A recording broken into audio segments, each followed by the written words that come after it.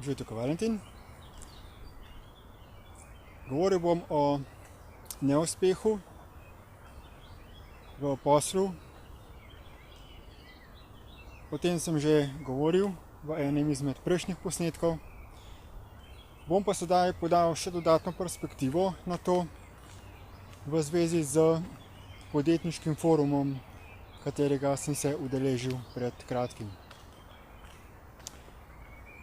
Tam so pričali tudi določeni mladi podjetniki, ki so študirali v Ameriki in so povedali, kakšna bistvena razlika je v odnosu do posla in do podjetništva pri nas in v ZDA.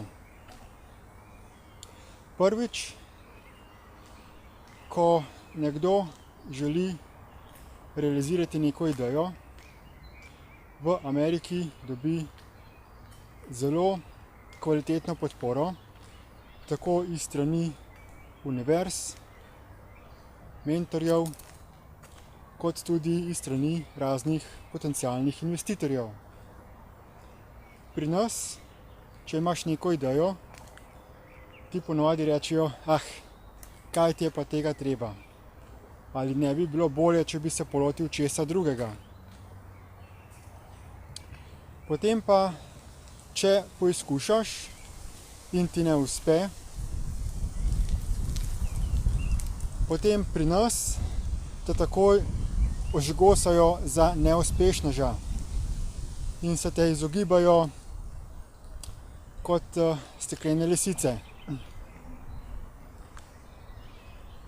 V Ameriki, če ne uspeš, ti nudijo podporo, da ponovno poskušaš, kajti zavedajo se, da je to sestavni del učenja.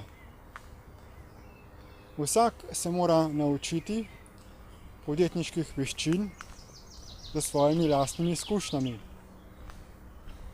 Nihče ne ve točno na začetku, kako se streže poslu, kakšne zakonitosti so.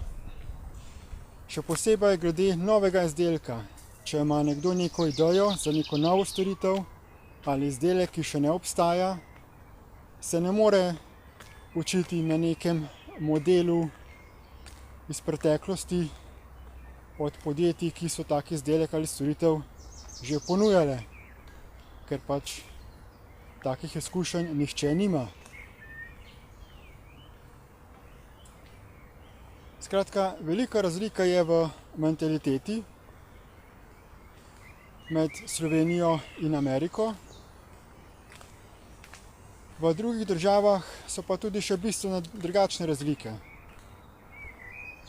Slišal sem za pričevanja, kako je za uspeh v poslu pomembno tudi upoštevati lokalno kulturo. Kajti vsaka država ima svoje navade, svoj način recimo že prehranjevanja. Mogoče mislimo, da tako kot jemo pri nas v Sloveniji, da tako jedo v vseh državah po svetu. Ampak ne. Nekateri imajo izjemno drugačne navade.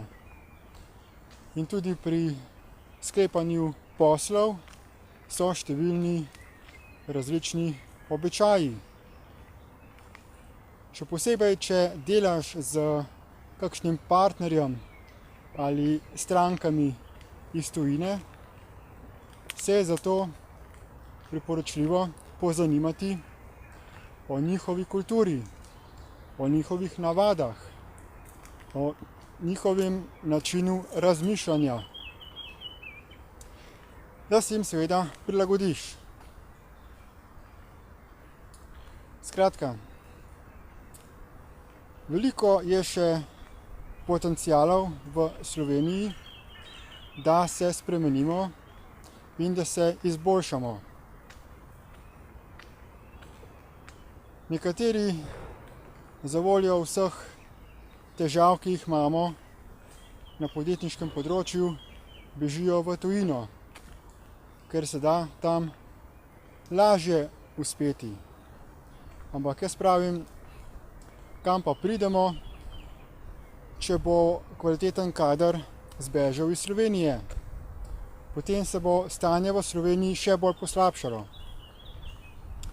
Zato jaz osebno vztrajam, odločil sem se ostati tukaj ter prispevati k izboljšanju razmer v Sloveniji.